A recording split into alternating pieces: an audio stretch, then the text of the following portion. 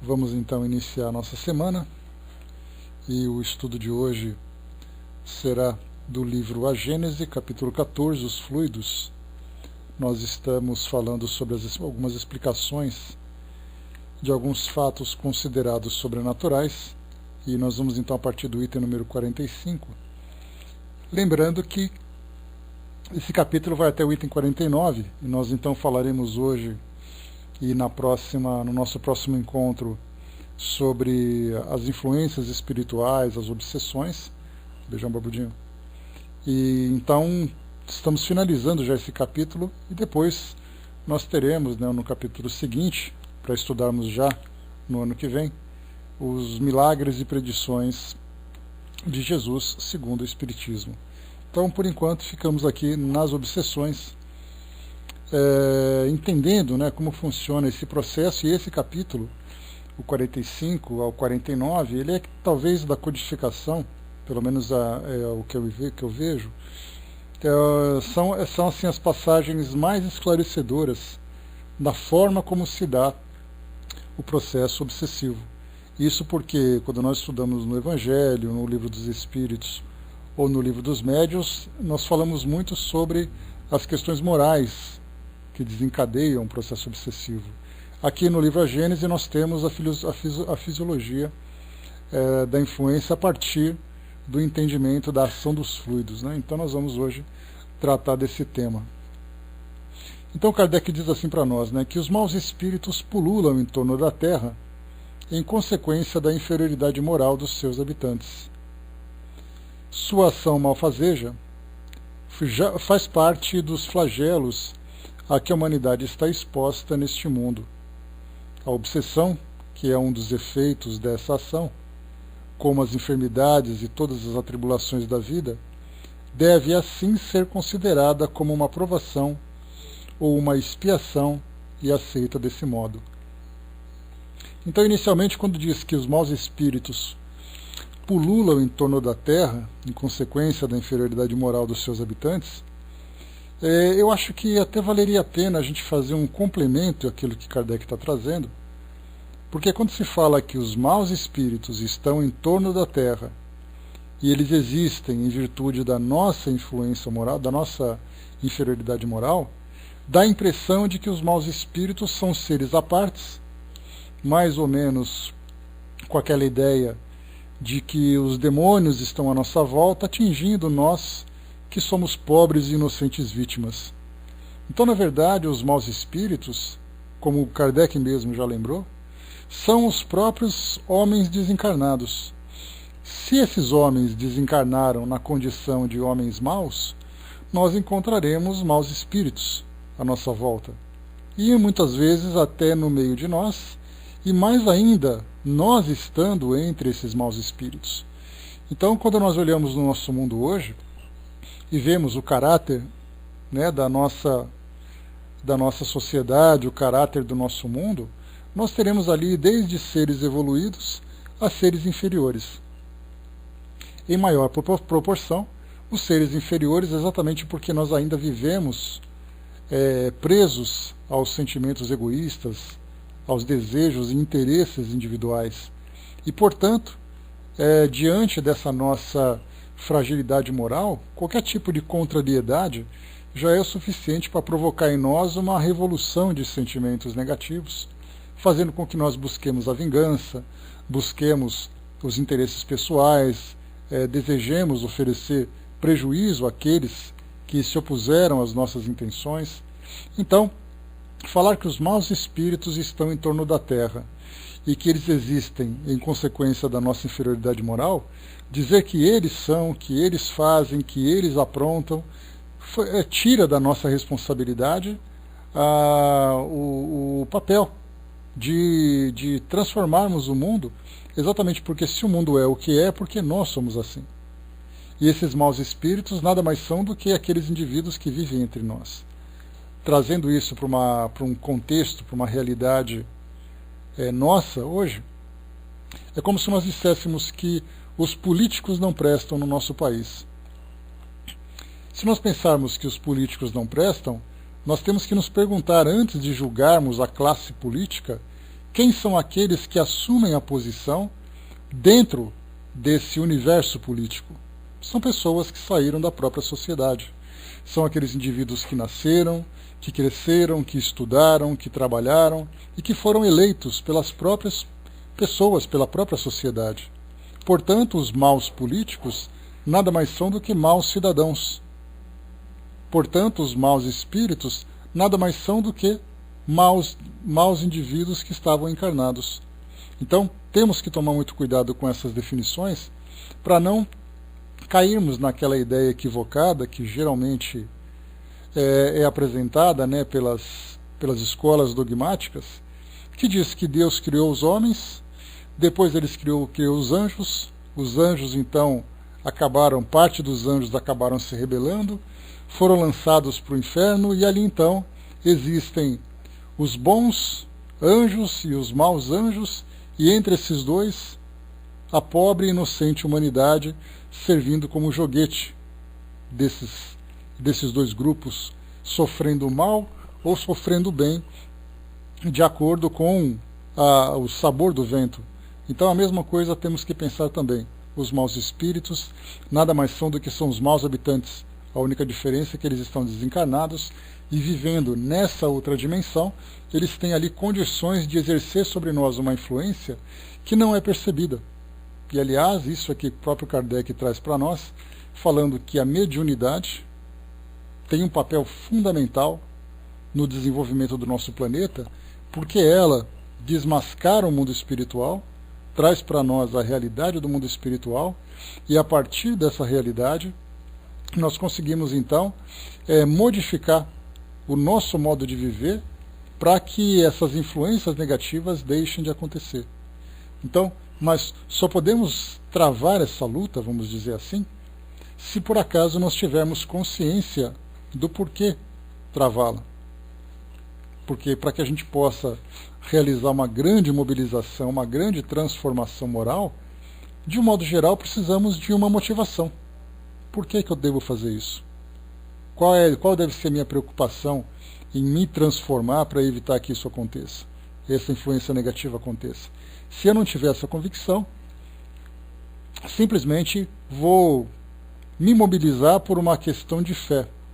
E a fé, a gente sabe que a nossa fé ainda ela é muito vacilante, ela é muito ainda frágil, e ela se torna mais intensa quanto mais equilibrado nós estamos. Porque a partir do momento em que nós caímos num desequilíbrio, essa fé começa então a sofrer as rachaduras na sua estrutura. Então temos que conhecer o mundo espiritual para realizar de fato as transformações que são necessárias. Bom dia, Armando, bom dia, Chun-Ri. Continuando. A obsessão é a ação persistente que um mau espírito exerce sobre um indivíduo. Ela apresenta características muito diferentes que vão desde a simples influência moral, sem sinais exteriores perceptíveis, até a perturbação completa do organismo e das faculdades mentais. Ela elimina todas as faculdades mediúnicas. Na mediunidade auditiva e psicográfica, traduz pela obstinação de um espírito em querer manifestar-se com a exclusão de qualquer outro. Então vamos aqui analisar cuidadosamente essa passagem. Primeiro, quando nós falamos sobre a expressão obsessão, ela vem da ideia de um indivíduo que se encontra obcecado. Portanto, ele tem um único desejo que o move, seja um desejo positivo, seja um desejo negativo, mas toda obsessão, de um modo geral, ela denota um grau de desequilíbrio. Porque aquele que é obcecado em realizar aquele objetivo acima de todas as demais responsabilidades, como a gente já entendeu aqui, as demais responsabilidades são aquelas que nos mantêm na nossa vida social, na nossa vida afetiva. A partir do momento em que eu negligencio essas responsabilidades, já começo não apenas a sofrer as consequências dessa negligência, mas fazer também com que outros sofram essa negligência. No caso dessa obsessão, especificamente agora falando sobre as influências espirituais, nós temos então ali um espírito que se encontra obcecado por um determinado objetivo. Geralmente a obsessão, como sendo negativa, ela tem o objetivo sempre de trazer o prejuízo daquele que se torna a vítima do espírito obsessor. Então, como nós vimos aqui, a obsessão é a ação persistente que um mau espírito exerce sobre um bom espírito. Isso porque um bom espírito não provocaria uma obsessão. E mais ainda, devemos diferenciar aquilo que é uma influência espiritual daquilo que é uma obsessão.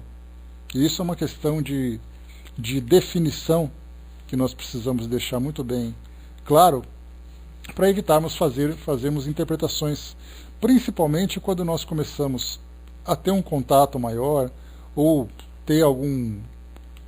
a desenvolver algum tipo de estudo a respeito das atividades realizadas dentro de uma casa espírita. Como, por exemplo, os trabalhos de orientação espiritual, o trabalho de assistência a espíritos sofredores, a espíritos obsessores, no caso dos trabalhos de desobsessão.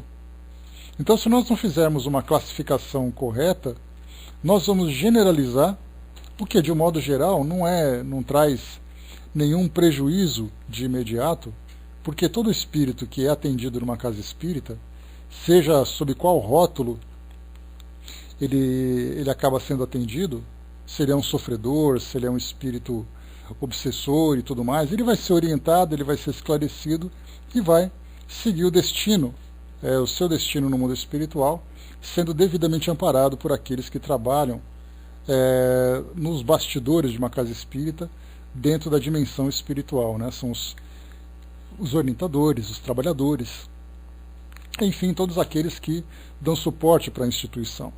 Mas no nosso caso, esse equívoco nessa definição, ele pode trazer um prejuízo no nosso próprio julgamento. E aí então o nosso trabalho acaba sendo distorcido por uma interpretação equivocada da nossa parte.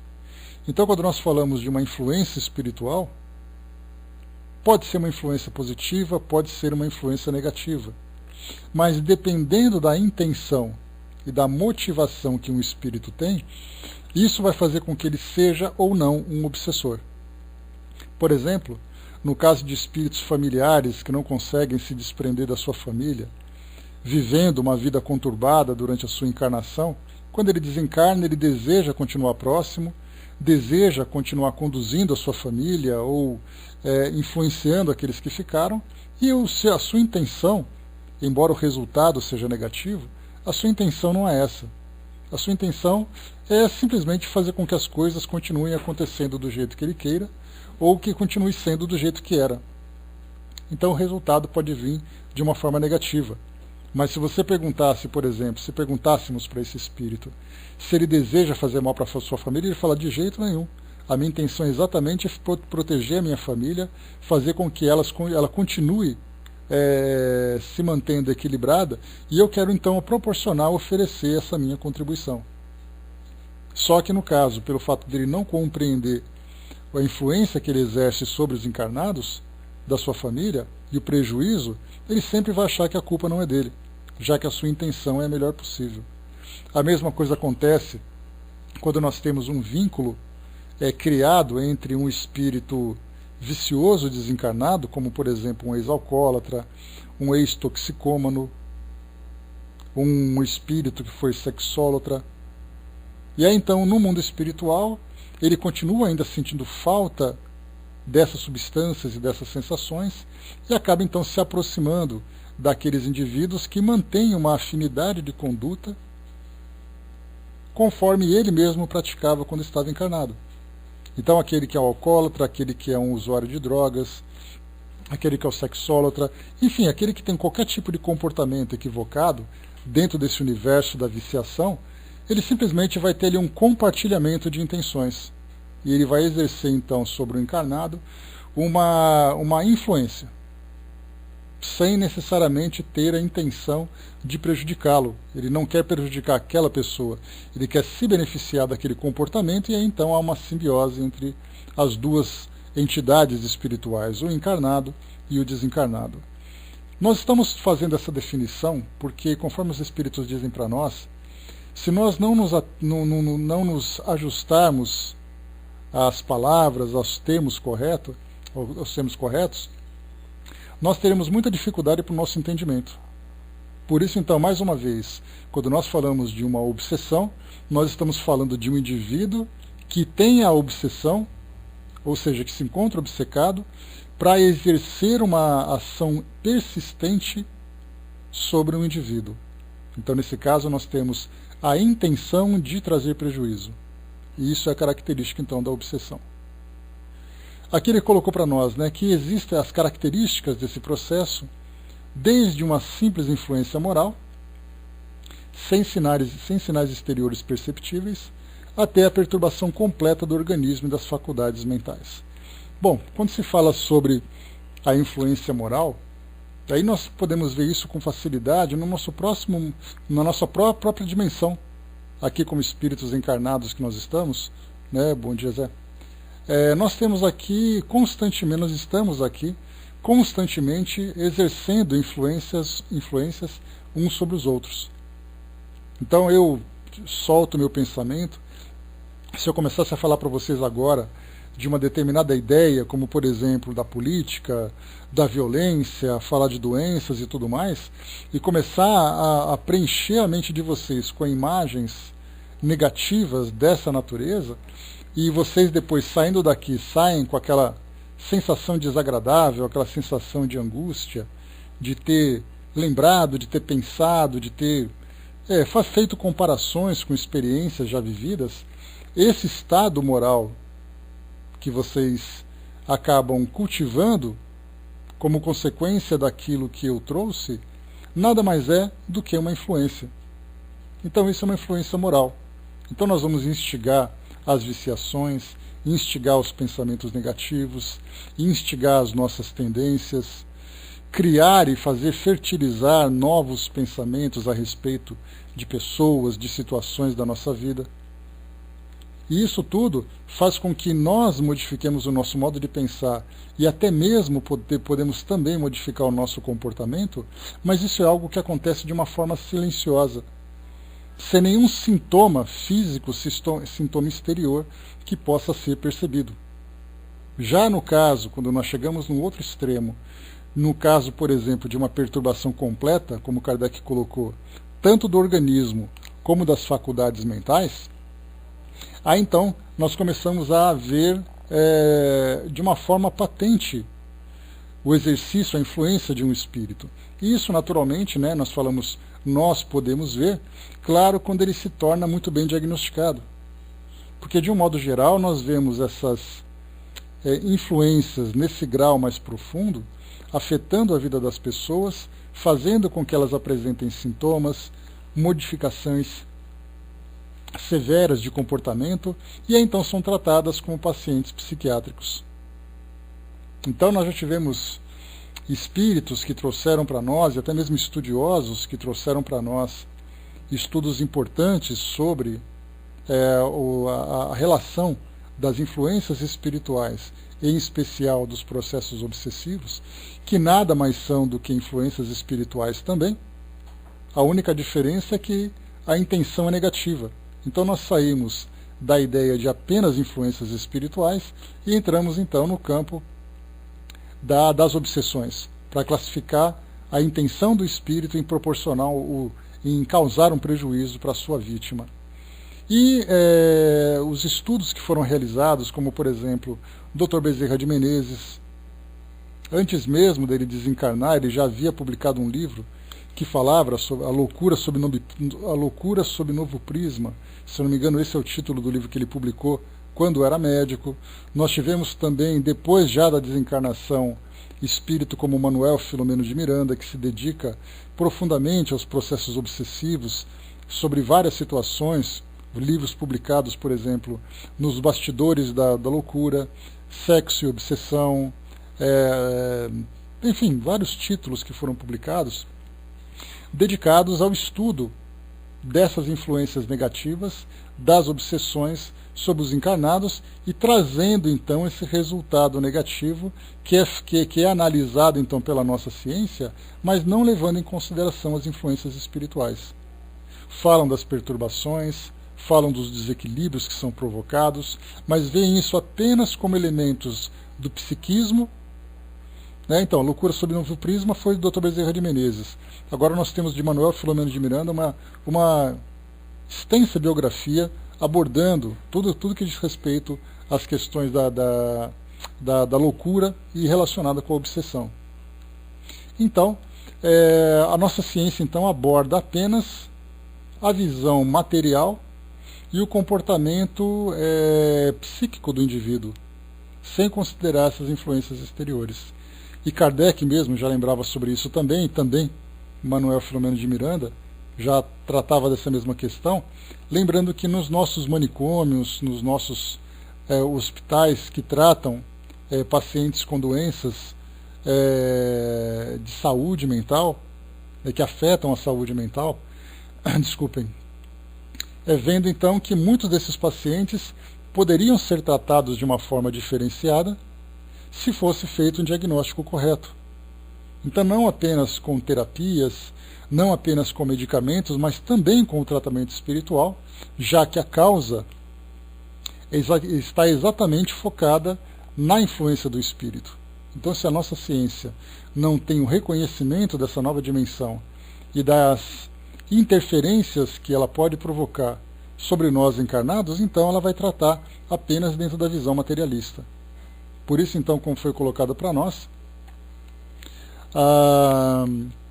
existem então essas perturbações completas no organismo e também das faculdades mentais. E aí nós temos ali os casos, por exemplo, de depressão, de ansiedade, síndrome de pânico, esquizofrenia, dentre outros tantos problemas. Isso não apenas numa questão mental, mas também neurológica, já que nós lembramos que, se é possível para o mundo espiritual, como nós estudamos dentro da doutrina espírita, promover as curas através do magnetismo, através dessa influência positiva, salutar, sobre nós encarnados, também o oposto acontece. Se eu posso curar, eu posso também tornar doente. É tudo uma questão de sintonia e de condições para que isso aconteça. Então o espírito também pode trazer esse prejuízo, inclusive trazendo para nós alterações do nosso organismo que vão provocar então essas patologias. E continua, ela elimina todas as faculdades mediúnicas. Aqui nós já saímos um campo um pouco do universo comum, do nosso universo normal, e entramos agora no trabalho específico de médiums, que a partir dessas influências, dessa obsessão, ele acaba então sendo limitado nas suas ações de uma forma completa ou de uma forma parcial. No caso, por exemplo, na mediunidade auditiva ou psicográfica, traduz-se pela obstinação de um espírito em querer manifestar-se com a exclusão de qualquer outro. Então nós temos ali mais um comportamento dos médiuns, que são psicógrafos, psicofônicos, auditivos também, que se oferecem para um trabalho, mas eles não conseguem receber nenhum tipo de comunicação, de contato com outros espíritos, sem que seja aquele que provoca a obsessão.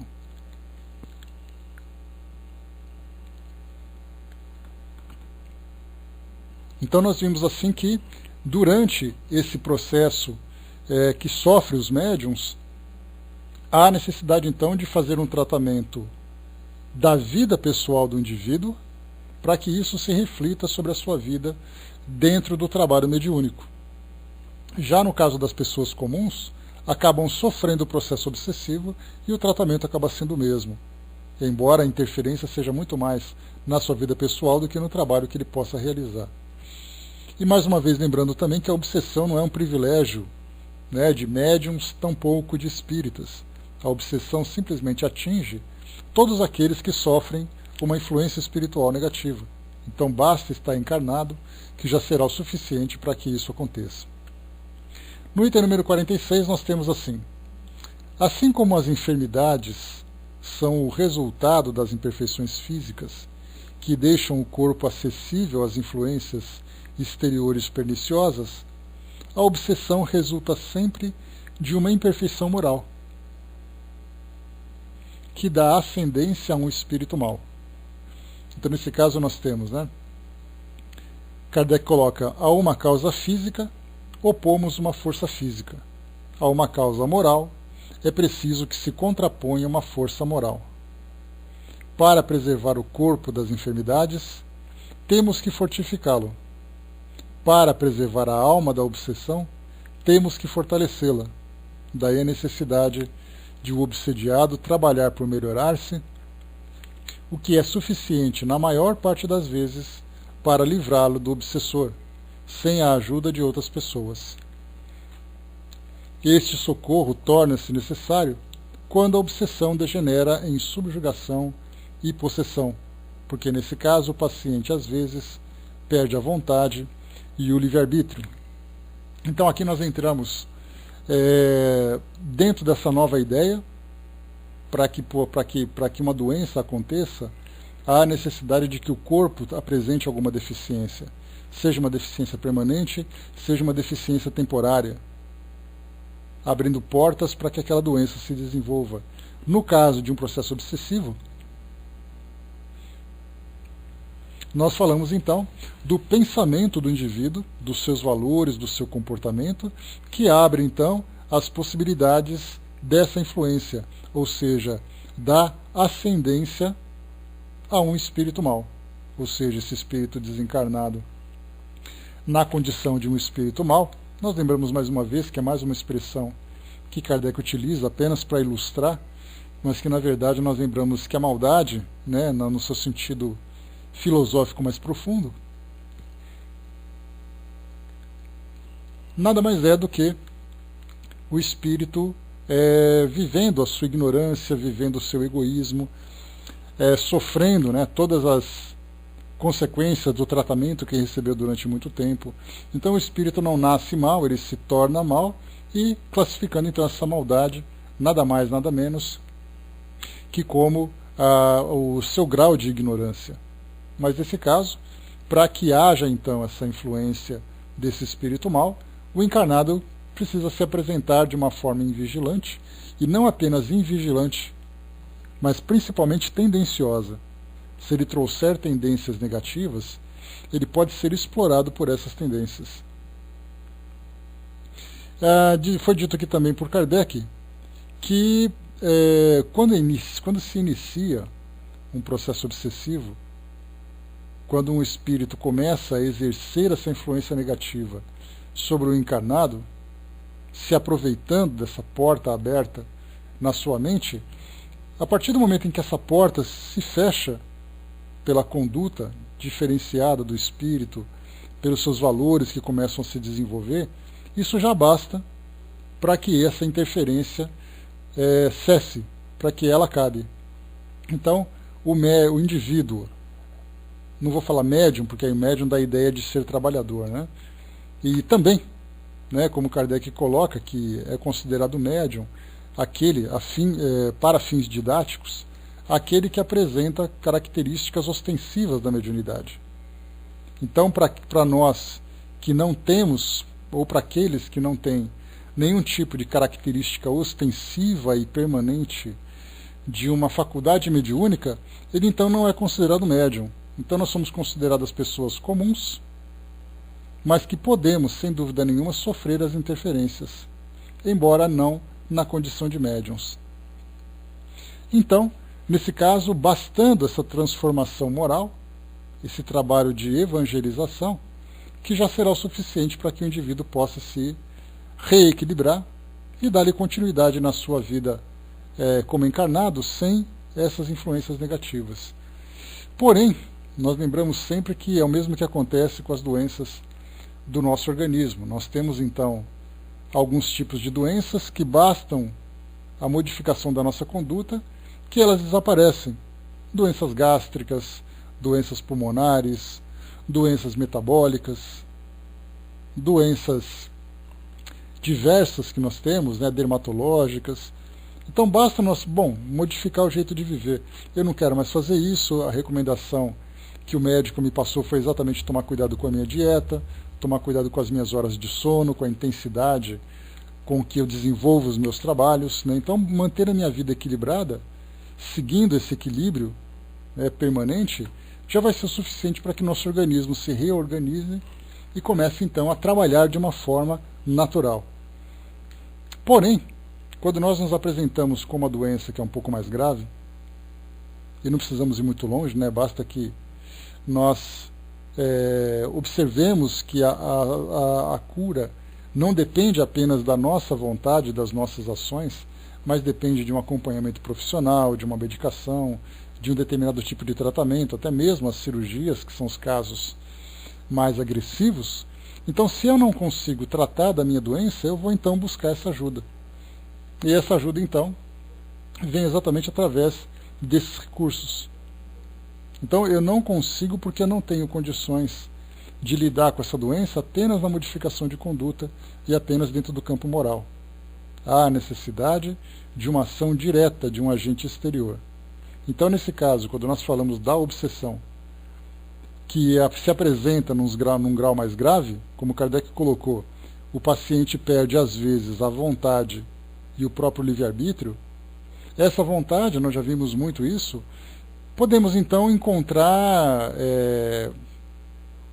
num caso de depressão grave. Para quem vive um estado depressivo profundo, a vontade de existir, ela simplesmente desaparece. Não há vontade de se levantar da cama, não há vontade de realizar suas tarefas, de cumprir seus compromissos, não há vontade de encontrar com ninguém, não dá vontade de comer, não dá vontade de fazer absolutamente nada. Então o indivíduo se encontra, e muitas vezes isso até mesmo criticado por aqueles que se encontram fora, vão sempre dizer, né, você precisa se mexer, você precisa sair dessa condição, você precisa lutar contra isso, não percebendo que o indivíduo até deseja se lutar contra isso. Mas exatamente a sua vontade acabou sendo minada pela doença. Então, quando nós temos ali essa falta de vontade, nos processos obsessivos mais graves também isso acontece. Quantas e quantas são as vezes em que o indivíduo chega ao extremo, por exemplo, cometendo um suicídio, em virtude, claro que ele já apresenta uma tendência e por isso ele sofre influência,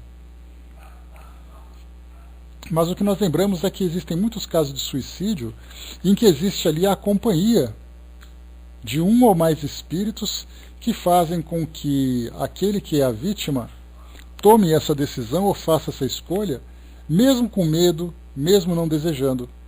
Então, mas ele acaba sendo manipulado por essas mentes que estão numa condição muito mais forte do que aquele que é o doente.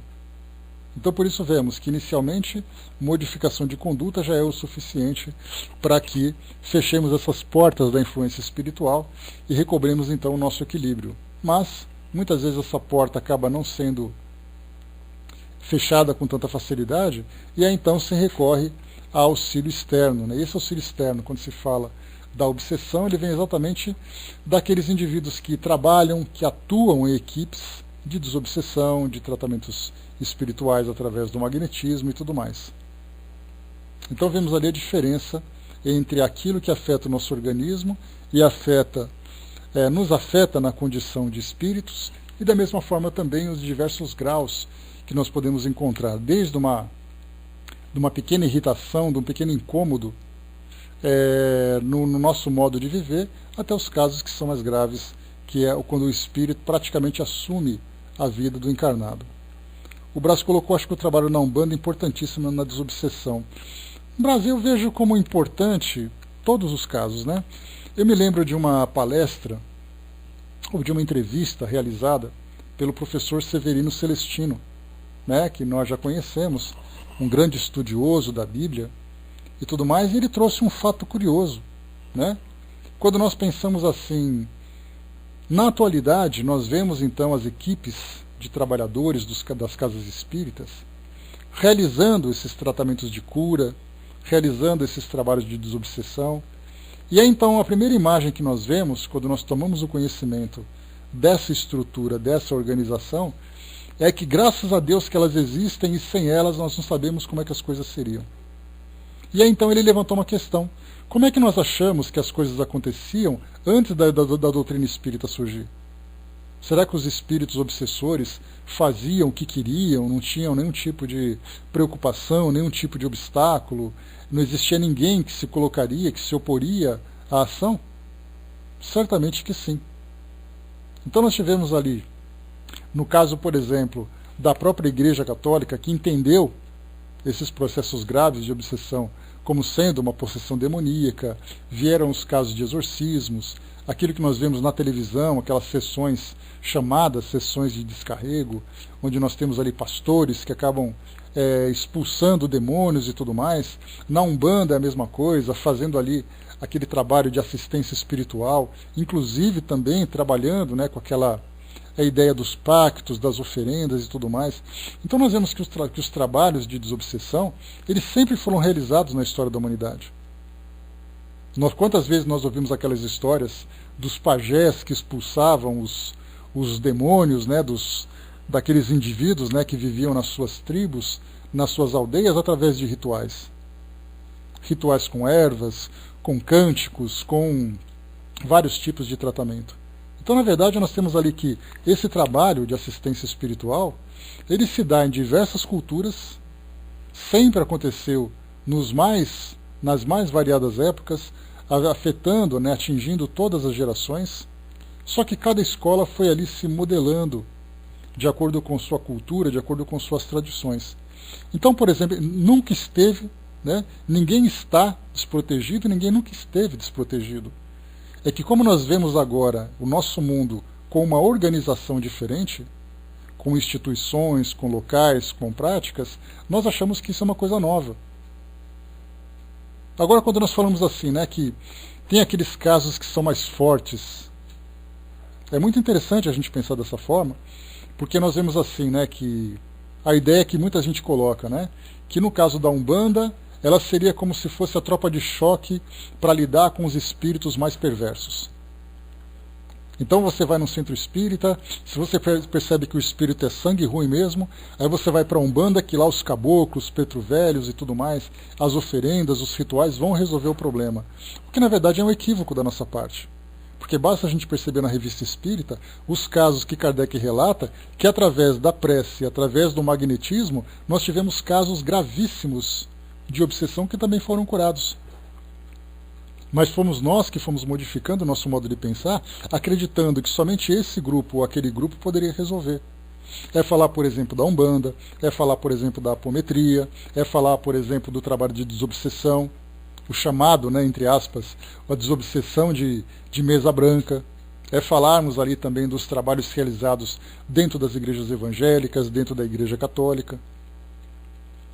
Então, na verdade, o trabalho é o mesmo. Na verdade, o que determina a eficácia do tratamento é exatamente o conhecimento e a perseverança daqueles que são os orientadores do trabalho e do próprio paciente também. Né? Então, todos... Eu não tenho nada contra, não tenho nada a favor, mas o importante é o resultado. Eu posso falar que não tenho nada contra, nada a favor, porque eu não conheço a apometria. Eu já li sobre ela alguma coisa, mas eu não posso emitir nenhuma opinião. Mas a questão é, ela traz um resultado positivo?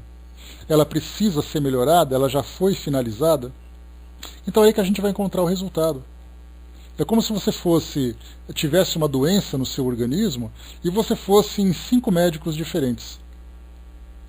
E nesses 5 médicos diferentes você vai ter um que usa a homeopatia, o outro usa a acupuntura, o outro usa a alopatia, o outro usa ali um tratamento cirúrgico. Então cada médico, de acordo com sua instrução, com sua linha de trabalho, a fitoterapia. Então tem gente que diz assim, olha, eu durante muito tempo, né, eu posso dizer isso para vocês, que durante muito tempo eu sempre tive um preconceito, com a homeopatia e a acupuntura. Porque pelo fato de eu trabalhar num hospital, viver em centro cirúrgico, numa UTI, onde o que interessa para nós é você passar o bisturi no paciente, é você injetar uma medicação intravenosa, é você entubar o paciente, aquela coisa toda, de repente você está com uma doença, vem alguém e fala assim, olha, toma 10 gotinhas que melhora. Aí você lembra do que acontecia na UTI, no centro cirúrgico, numa emergência de um hospital, você fala, sinto muito, mas eu não acredito nessas gotinhas não. Ou então você coloca aquelas agulhinhas, você dá umas picadinhas na sua pele que tudo melhora, tudo fica bem. E a mesma coisa fazia aquela comparação. Não, porque isso não serve, porque isso não presta, porque isso não funciona. Até que você começa a estabelecer exatamente o que serve para quê. Para aqueles tratamentos que são contínuos, né? Aqueles tratamentos que não exigem uma intervenção severa da nossa medicina, esses tratamentos vêm de uma forma complementar ou até mesmo de uma forma efetiva. Mas há casos em que você precisa fazer uma combinação, há casos em que você tem que fazer um tratamento mais direcionado. É a mesma coisa, se você tem ali uma sensação de que você não está muito bem, não está se sentindo muito bem, você faz um tratamento de passes. E aí você recobra o seu equilíbrio, você faz um trabalho de autoevangelização, isso melhora também. Agora, tem casos em que você precisa se apresentar num trabalho de desobsessão, onde há necessidade de fazer uma complementação, além do passe, da evangelização, da mudança de conduta, você também se apresentar numa reunião para fazer ali a evocação do obsessor, fazer ali a sua devida, entre aspas, doutrinação e tudo mais.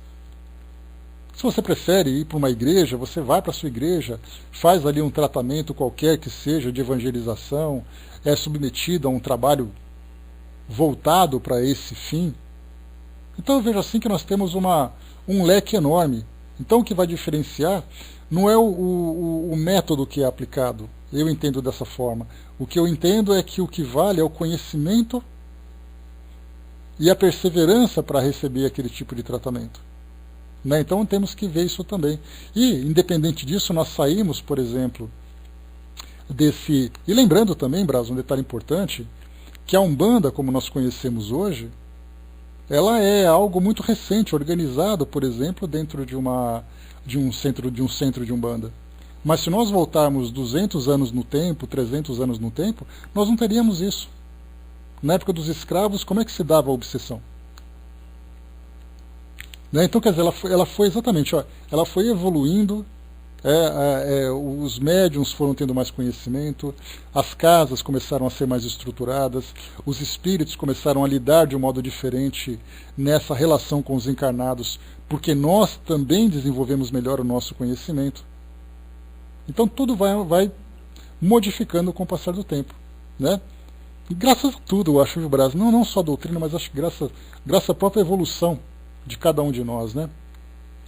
A Cindizinha colocou, né, eu comecei fazendo acupuntura sem dar crédito nenhum, né, mas o tempo me mostrou que estava completamente errado. Meu pneumologista sentiu até minha falta, porque há um tempão sem precisar voltar lá. Bom, minha irmã é acupunturista, né, então a gente pode lembrar que naquele começo, né, era assim, vamos fazer uma aplicação aqui, uma aplicação ali. Eu falava, olha, esse negócio só dói, mas não funciona para nada. Até que você começa de fato a sentir os efeitos. A homeopatia é a mesma coisa, toma 10 gotinhas para cá, chacoalha o vidrinho para lá, pega 2 bolinhas, põe embaixo da língua, e você ficava, cara, isso aqui tem gosto daquelas balinhas coloridas que vendiam nos botecos, né? Até que você começa a sentir o efeito da medicação, mas você percebe que ela não age sozinha. A mesma coisa com fitoterapia, toma um chazinho para cá, pega aquele chá, faz isso, aquele comprimido faz aquele outro, e você começa então a perceber a eficácia com uma combinação. Porque de repente você tem um tratamento quimioterápico que é feito quando a doença se encontra numa fase aguda, mas muitas vezes num tratamento que é crônico você tem alternativas. Né? Pois é, né, Blas? Já é o suficiente, né? Basta uma pamonha quentinha que tudo fica feliz, todo mundo fica alegre. Exatamente, né, o Hermes? Até mesmo uma água muito bem tomada, muito bem mentalizada, já serve para nós como um recurso importante. Deixa eu voltar aqui em cima que vocês colocaram. A Fraterna lembrou lá em cima, né? Se cada um de nós tem um guia espiritual, este nos livra dos obsessores, certo? Mais ou menos, Fraterna, porque a gente lembra sempre que os nossos protetores, eles não podem assumir determinadas responsabilidades que cabem a nós. Então os protetores espirituais, eles nos protegem daquilo que não segue dentro do nosso merecimento. Porque não adianta, é a mesma coisa você... Uma realidade fácil, né? Seria tão fácil se os pais pudessem cuidar da vida dos filhos, impedir que os filhos bebam, bebidas alcoólicas, façam uso de substâncias que são prejudiciais, que caminhem em má companhia e tudo mais, né? Se os pais pudessem fazer isso, a princípio seria tudo uma maravilha. Mas infelizmente não é possível. Simplesmente porque, assim como os filhos têm o seu livre-arbítrio, e num determinado momento de suas vidas, eles começam então a desfrutar dessa liberdade, muitas vezes de um modo desequilibrado, eles acabam criando prejuízos para si próprios, embora os pais fiquem atentos, os pais se preocupem, os pais aconselhem. Então eu estava falando de você, fraterno, dos nossos amigos espirituais, né? Que não adianta a gente querer imaginar que os amigos espirituais possam cuidar da nossa vida, porque como eu trouxe o exemplo agora, né, os pais não têm controle total sobre a vida dos filhos. Principalmente quando os filhos começam a chegar naquela fase da adolescência e já começa a soltar um pouquinho das suas asas. No caso dos espíritos, eles estão orientando, eles estão trabalhando, estão protegendo tanto quanto possível, mas somos nós que criamos os vínculos. Se nós não modificarmos o nosso padrão mental, os espíritos não podem fazer isso por nós. O Armando colocou, né, aqui em São Paulo há um japonês que usa a técnica chamada digitopuntura. Ela é feita com palito de dente, né? Eu digo que quem já passou até que deu certo, né? Por ele falar que dá para parar, resolver ou não, o mesmo assim consegue amenizar o problema. Mas a gente tem casos diversos, né, Armando? Você tem aquele caso de palito de dente, você tem aquele tratamento de pessoas que fazem tratamento com abelhas. Você já ouviu falar aquela lá? O pessoal pega a abelha assim, vai cravando o ferrão da abelha ao lado da sua coluna vertebral, nas costas, e aí o indivíduo fica todo picado. Tem aqueles que fazem tratamentos, bom, falar de tratamentos alternativos, né, ou tratamentos complementares aqui, seria para nós uma... Não, tá certo. Deu para entender, sim. Então a gente tem assim, tratamentos diversos que vemos hoje. O importante é que funciona. Só que funciona para uns e muitas vezes não funciona para outros. Então temos assim que observar sempre que opções tem. Cabe agora a cada um de nós nos ajustarmos e encontrarmos, claro, né, encontrarmos uma forma eficaz de lidar com essas terapias. Então no caso da terapia espiritual é a mesma coisa também. Se existem aquelas que são mais severas, há necessidade de uma intervenção também mais severa. Se por acaso é uma intervenção rotineira, algo brando, uma orientação também, dentro dessa brandura, dentro desse nível menos agressivo, menos preocupante, isso também pode ser feito. Então eu não vejo assim que as religiões determinam qual é melhor, qual é pior nesse relacionamento, né? O que vai determinar é exatamente o conhecimento que nós temos, a vontade que o paciente tem de ser tratado e também a determinação daqueles que são os orientadores. Mas com o passar do tempo, conforme o mundo espiritual for se revelando para nós de um modo mais claro, nós enquanto sociedade, eu falo, né? Não para nós espíritas, porque até mesmo para nós espíritas, a gente acaba tendo essa pretensão de que nós conhecemos porque nós lemos num livro. Então a gente lembra que são casos que são contados, exemplos que são citados, que dão para nós uma ideia do que é. Mas é muito difícil nós simplesmente apontarmos que nós somos os maiores conhecedores. Nós temos aqueles casos que nós vemos em instituições assim evangélicas, em que os pastores lidam com os espíritos como sendo demônios, e os pacientes se sentem realmente possuídos e perseguidos por esses demônios, mas ambos, tanto o paciente como aqueles que fazem o tratamento, os pastores, são pessoas de muita fé, são pessoas de muito boa vontade. Então, através das suas orações, eles encontram o mesmo objetivo, o mesmo fim. Fazem uma interpretação equivocada dessa realidade, mas a intenção, que é realmente o que vale, acaba trazendo o resultado esperado. Então sempre temos que ver esse aspecto também. Então não importa qual é a escola, não importa qual é a linha de trabalho, linha de pensamento. O que importa é exatamente ali a fé que movimenta todo mundo, né? A intenção também. E vamos lá. A Angelina colocou, né, que fiz uma cirurgia com médico material e ele questionou sobre uma cicatriz, como se fosse uma cicatriz de outra cirurgia. Realmente fiz pelo Tupiara, né? Pois é, acontece também, né? De um modo geral, a nossa ciência acaba sendo muito materialista, né? Porque elas se preocupam com o organismo, mas não levam em consideração. Mas isso é algo que vem mudando com o passar do tempo. Tanto é assim, nós vemos a importância que a medicina agora vem dando para o poder da mente, no complemento dos tratamentos, é esse trabalho de capelania que vem sendo feito dentro dos hospitais.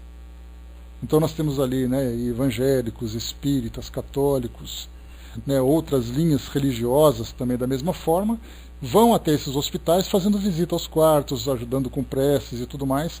Isso faz com que a ciência naturalmente não entre no campo daquilo que é considerado como sobrenatural, mas ela percebe que a modificação da mente da pessoa a partir da sua fé traz uma contribuição para o tratamento. Então existe aquele grande incentivo de trabalhar a espiritualidade dos pacientes para que possam ter um resultado esperado. E aí nós temos hoje, né, as preces sendo feitas. Tivemos ali até uma pesquisa, né, de 2 grupos de indivíduos, né, como uma amostragem, foram submetidos a uma experiência. Um grupo recebeu um tratamento de preces à distância, de um outro grupo que se dedicava a esse trabalho, e o outro grupo apenas recebeu um tratamento normal da nossa medicina. Os resultados mostraram que aquele grupo que recebia as preces teve uma pequena melhora comparado com o outro, mas isso é um trabalho que não é conclusivo. Mas a gente vê hoje que a nossa ciência se preocupa com a mente do indivíduo, com sua crença, com sua fé, com esse aspecto espiritual. Mas ainda é apenas uma questão psicológica, não é uma realidade a partir da visão da nossa ciência. Muito bem, então continuando aqui para nós. Nós vimos aqui em cima, né?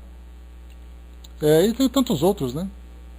A parte da água, a parte dos passes, nós tivemos também ali o magnetismo sendo estudado por algumas instituições, a questão da prece. Então tudo entrando nesse campo das vibrações e campo das energias. Vamos dizer assim, esse campo quântico, né? E continua Kardec colocando para nós aqui sobre a obsessão, né? Ele fala sobre a subjugação e a possessão. Nesse caso, quando o paciente se encontra completamente dominado por esse grau de obsessão. A subjugação, a gente lembra, né, são aqueles 3 casos, né, que é o caso da obsessão simples, da subjugação e da fascinação. Então são os 3 classificados por Kardec lá no nosso o livro dos médiuns e também no livro dos espíritos. E a possessão, a gente lembra aquele caso que até um determinado momento os espíritos negavam, né? O Kardec perguntou se havia possessão, eles disseram que não, há um grau de subjugação grave. Mas depois Kardec, na própria Revista Espírita, ele disse que, apesar dos espíritos terem dito que a possessão não existia, ele comprovou que a possessão existe, que é quando o espírito toma conta do corpo daquela pessoa e o espírito dela se afasta temporariamente e parcialmente para que o espírito possa dominá-la, né? E nesse caso a possessão ela não é um caso necessariamente negativo. Tanto que Kardec cita na revista o caso de um espírito amigo, de um espírito familiar daquela pessoa que era médium, que acabou depois, o espírito conversou, brincou, contou algumas histórias e tudo mais. E ali aconteceu o caso de possessão. E nós temos inclusive alguns casos interessantes em que a possessão possa acontecer de um modo mais frequente do que nós imaginamos. Basta a gente lembrar, né, de naquele vídeo que eu coloquei para vocês, do Divaldo Franco, falando sobre a xenoglossia e falando também sobre a psicografia especular, aquela psicografia invertida, né? Trouxe para vocês uma entrevista em que ele falava exatamente daquele congresso de Paris em 2004. Ele falava então que durante os períodos de transe em que ele se apresenta, ele não tem consciência do que acontece. É como se ele ficasse desligado temporariamente do seu organismo enquanto o espírito se manifestasse. E nesse caso nós nos perguntamos, esse não seria, por exemplo, um grau de possessão? No caso de cirurgias espirituais, em que o médium se apresenta e o espírito fica durante horas num tratamento, como é o caso que o Brás lembrou agora, né, João de Abadiânia, nós tivemos ali também vários outros espíritos que trabalham como, por exemplo, como cirurgias e tudo mais, fica durante horas. Naquela condição, o espírito com absoluto controle do organismo do médium, e a gente percebe ali que não é apenas um grau de influência, é um grau de possessão. É a possessão. Porque muitos espíritos dizem assim, que eles ficam desligados, ficam longe, muitas vezes ficam longe, né? Muitas vezes eles até comentam que estiveram com outros espíritos durante aquele momento, enquanto o espírito usava seu corpo. Então, nesses casos, nós podemos também entender como possessão. E não apenas aquilo que a mídia apresenta, a ficção apresenta, de falar sobre possessões demoníacas e tudo mais, em que sempre tem aquele lado negativo, mas a possessão é um espírito tomando posse temporariamente do caso do espírito. Sim, o espírito, o médium nesse caso, ele fica completamente incapaz de manifestar suas ideias. Pensar, ele pensa, mas ele pensa fora do corpo. Mas o seu corpo é completamente dominado pelo espírito. Então nós vemos que a possessão, sim, ela pode existir, e não apenas de uma forma negativa, como o próprio Kardec já demonstrou. Mas então nós vimos assim, né, os 3 casos: a obsessão simples, quando o espírito traz um incômodo, traz ali uma mudança psíquica, mudança emocional, uma interferência na vida do indivíduo. Temos o caso da fascinação, que os espíritos inclusive julgam esse como sendo, a fascinação como sendo o caso mais grave. E por que mais grave? Porque o médium consciente, ele acaba acreditando naquilo que os espíritos comentam com ele. E isso acaba sendo muito mais difícil um tratamento, porque o próprio médium acredita realmente naquela realidade que foi passada para ele, em que ele é alguém muito especial, em que aquele espírito é alguém especial e tudo mais. Já no caso da subjugação, que fisicamente é o caso mais grave, é quando o médium, como o próprio nome diz, né, o indivíduo, fica subjugado, ele fica completamente dominado pelo espírito. Embora esteja consciente e tudo mais. Kardec trouxe para nós também esses casos, né, de subjugação, tanto no Livro dos Médiuns como na Revista Espírita. Tivemos um caso, né, que foi comentado, em que um homem tinha uma obsessão de ficar escrevendo com o dedo na parede. Então ele andava pela rua e ficava escrevendo na parede. E ele dizia que sabia que aquilo era ridículo, mas ele simplesmente não conseguia evitar. Como foi um outro caso também de um indivíduo que se ajoelhava sempre na frente de uma mulher e ficava pedindo em casamento. E ele sabia que também esse é um caso ridículo, mas ele não conseguia evitar. E outros casos de subjugação, como casos graves de depressão, né, de pessoas que ficam completamente dominadas e se sentem completamente inúteis porque estão subjugadas, psiquicamente e também fisicamente. Que inclusive nesses casos pode até fazer com que a pessoa desencarne em virtude de doenças oportunistas que surjam por esse seu estado de debilidade. Então aí nessas situações em que há possessão, em que há subjugação e o indivíduo sofre grandes prejuízos, não adianta você dizer para ele que basta ele fazer uma prece, basta ele tomar água fluidificada, basta que ele simplesmente frequente uma palestra, que já vai ser o suficiente para ele poder resolver o problema. Nesse caso, há necessidade de uma intervenção de um grupo que vai auxiliá-lo nesse trabalho de recuperação. E continua. A obsessão é quase sempre um ato de vingança exercida por um espírito e, na maior parte das vezes, tem origem nas relações que o obsediado manteve com o obsessor em existência precedente. Então aqui nós já conversamos também que no caso das obsessões é um espírito obcecado por um desejo de vingança. E nesse caso, essa vingança tem um motivo.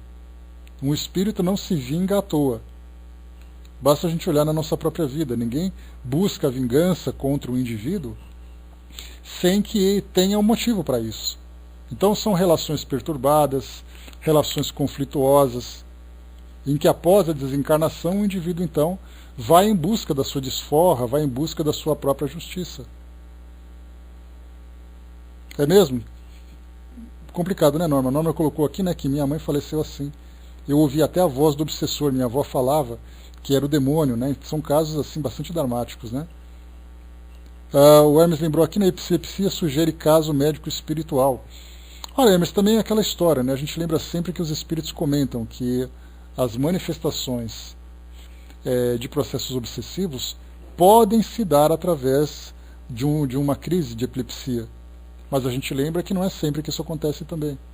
Há realmente indivíduos que já, desde o início, nascem com deformidades no seu cérebro que acabam, né, com problemas neurológicos que acabam passando por isso durante a vida toda sem que haja necessariamente algum tipo, né, sem que haja algum tipo de influência espiritual. Então, da nossa perspectiva, é muito difícil avaliarmos quando, por exemplo, nesse caso, uma depressão ou uma crise epilética pode ser um caso de influência espiritual. Então, é possível que seja? Sim, é possível que seja. Mas todos os casos são? Não, nem todos os casos são. Muitas vezes a depressão vem por uma questão de hábito da vida da pessoa, vem por uma questão de deficiências hormonais no organismo do indivíduo. Podemos ter causas espirituais também. Né? No caso da epilepsia, a mesma coisa. Então, há necessidade de fazer uma análise, como com qualquer outro caso, de um histórico daquele indivíduo, fazer ali uma anamnese, para saber exatamente quando isso acontece, quais são as situações, se há outros sintomas que indiquem uma obsessão. Então isso vai depender de quem faz, né? Porque quantas vezes nós encontramos casos, né? Isso já até aconteceu na minha família. Eu me lembro de um tio que passava por um problema psiquiátrico bastante grave, e aí então alguém que conhecia um vizinho, que encaminhou para um centro de Umbanda e começaram a fazer um despacho para ele. E aí depois ele acabou indo ao psiquiatra, tomou o remédio e melhorou. Né? Então, assim, que na verdade não existia nada de espiritual, mas era algo orgânico que ele possuía. Era uma falta de substância que bastou fazer a sua devida reposição que tudo voltou ao normal. Então, muitas vezes, dentro dessa crendice, né, dessa nossa necessidade de sempre colocar os espíritos como responsáveis por tudo, isso acaba trazendo um grande prejuízo, não apenas dentro do processo obsessivo, mas até mesmo nas doenças. Naqueles casos, né, para nós que trabalhamos no atendimento fraterno, nós temos aquela preocupação muito grande de pessoas que, quando buscam ajuda espiritual para um tratamento de saúde, nós recomendamos, sem dúvida nenhuma, toda a assistência que a doutrina espírita pode oferecer, mas que ela jamais abra mão do tratamento médico. E nós temos pessoas que param de fazer tratamentos médicos porque acreditam que isso vai ser o suficiente, né? A sua crença, a sua fé já vai ser o suficiente para que tudo se resolva. Então tudo deve ser feito com muito cuidado, né? Principalmente para quem trabalha nos grupos de orientação espiritual e tudo mais. Né? Deixa eu ver aqui o que mais. Muito bem, vamos em frente. Rapidamente aqui para a gente finalizar essa passagem. Nos casos de obsessão grave, o obsidiado fica como que envolto e impregnado de um fluido pernicioso que neutraliza a ação dos fluidos salutares e os repele. É desse fluido pernicioso que é preciso desembaraçá-lo. Ora, um mau fluido não pode ser eliminado por outro mau fluido. Através de uma ação idêntica ao do médium curador, nos casos de uma doença, é preciso expulsar o fluido mau com a ajuda de um fluido melhor. Então, para nós também isso não é fácil de entender. Isso porque nós apenas estudamos na teoria e não vemos isso acontecer, de que forma que há essa mistura desse fluido. Porque a ideia que é passada para a gente, pelo menos essa imagem que me vem à mente, quando Kardec traz uma descrição como essa, é como se eu tivesse o meu perispírito de uma cor clara e viesse um espírito com um perispírito de uma cor escura. Aí ele começa a transferir para mim essa parte escura e começa a manchar o meu perispírito. A ideia que nós temos, como se estivesse assim envolto naquela névoa escura, naquela fumaça escura. Mas a pergunta é, será que é assim que funciona mesmo nessa realidade? A gente não sabe, até porque nós não temos ainda até a própria descrição dos fluidos, para nós já é difícil de entendermos. de como o fluido é feito, como é que ele se posiciona, de que forma que ele é visto. Então, isso certamente só aquele que possui uma mediunidade de vidência ou num processo de desdobramento, ou mesmo estando desencarnado. Então, para nós aqui, acaba sendo, né, complicado fazermos essa definição. Né? Deixa eu ver aqui, um fluido melhor, não menor, Hermes. Tá? Um fluido melhor para poder expulsar o fluido mau. Então vamos lá, continuando. Essa é a ação mecânica, mas nem sempre é suficiente. E aqui já lembra também Kardec que a ação mecânica é o quê? A substituição de um fluido por outro. O fluido negativo por aquele fluido positivo, ou seja, aquele fluido doente, pernicioso, por aquele fluido saudável. Essa é a parte material, vamos dizer assim, desse processo. Mas nem sempre é suficiente. É colocado para nós. É necessário também, e principalmente, agir sobre o ser inteligente, ao qual é preciso ter o direito de falar com autoridade, e esta autoridade só é concedida à superioridade moral. Quanto maior a superioridade moral, maior a autoridade. E aqui nesse caso, né, a necessidade de nós fazermos então o afastamento, o convencimento daquele espírito que está agindo sobre o paciente, para que essa influência cesse. Então há um trabalho feito com o paciente, há um trabalho feito com o espírito, e há aquele trabalho mecânico também feito, né, material, que é exatamente para modificar a qualidade desses fluidos. E isso ainda não é tudo. Para assegurar a libertação da vítima, é indispensável levar o espírito perverso a renunciar aos seus maus propósitos. É preciso fazer nascer nele o arrependimento e o desejo de fazer o bem, com a ajuda de instruções habilmente ministradas, em evocações particulares, tendo em vista a sua educação moral. Pode-se, então, ter a dupla satisfação de libertar um encarnado e de converter um espírito imperfeito. Foi a partir dessas orientações que surgiram, então, os trabalhos de desobsessão. Trabalho de desobsessão, nós lembramos, é fazer com que o espírito se manifeste e, através do diálogo fraterno, modificar suas intenções e levar a esclarecimento. É chamado, popularmente, né, como a gente sempre fala, um trabalho de doutrinação.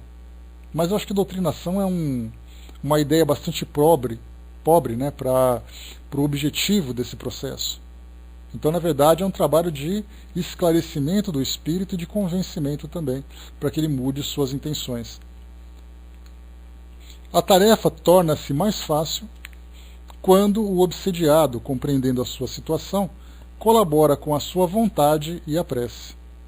O mesmo não ocorre quando, seduzido pelo espírito que o domina, ele se ilude em relação às qualidades do seu dominador e se compraz no erro a que é conduzido, porque então, longe de colaborar, o obsediado repele qualquer assistência. É o caso da fascinação, que é sempre infinitamente mais rebelde que a mais violenta subjugação. Então, olha só o que Kardec coloca para nós agora, falando sobre a fascinação. Infinitamente mais rebelde que a mais violenta subjugação. Porque na subjugação, você tem o indivíduo doente, que certamente deseja sua cura, o espírito agente, causador daquele processo grave de subjugação, e aí então, no momento em que é feito um trabalho com o paciente, um trabalho com o espírito, e esse trabalho fluídico e também de evangelização, a doença então vai reduzindo até que ela termine. Mas no caso da subjugação, no caso da fascinação, depende da vontade do médium, só que o médium não quer, exatamente pelo seu próprio convencimento. Está convencido de que é aquilo que ele quer, de aquilo que vai fazer bem para ele. Então, nesse caso, não, o contrário, Hermes. Não, a fascinação é mais grave que todas. Né? Vou ler mais uma vez aqui.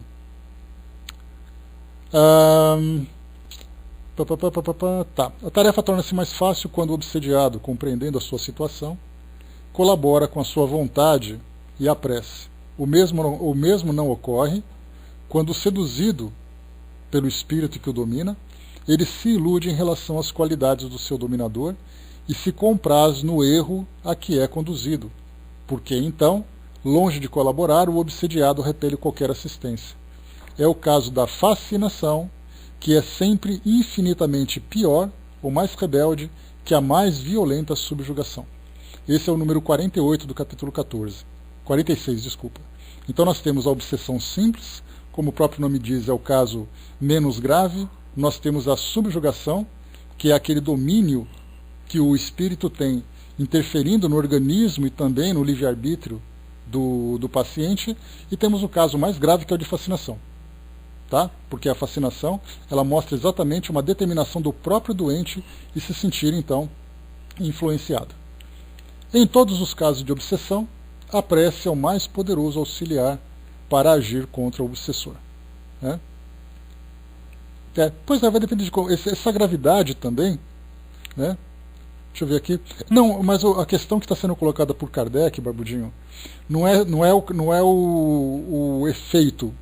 Ele fala do vínculo que existe. Né? Porque quando você coloca assim o efeito, sem dúvida nenhuma, o subjugado é aquele que sofre mais. Né? Mas quando você fala sobre o processo em si, o processo da fascinação é o mais grave, exatamente porque o médium se encontra em plena harmonia com o seu obsessor. Então a gravidade no tratamento, podemos dizer assim, isso, exatamente. Né? Então ele considera o vilão como seu aliado e considera aquele que quer se aliar a ele para auxiliar como sendo seu vilão. Então, no caso do trabalho de desobsessão, a fascinação é a mais grave.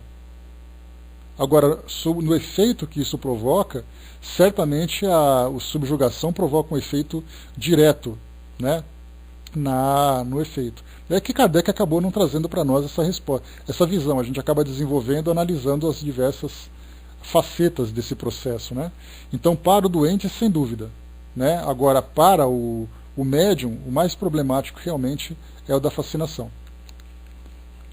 Deixa eu ver aqui.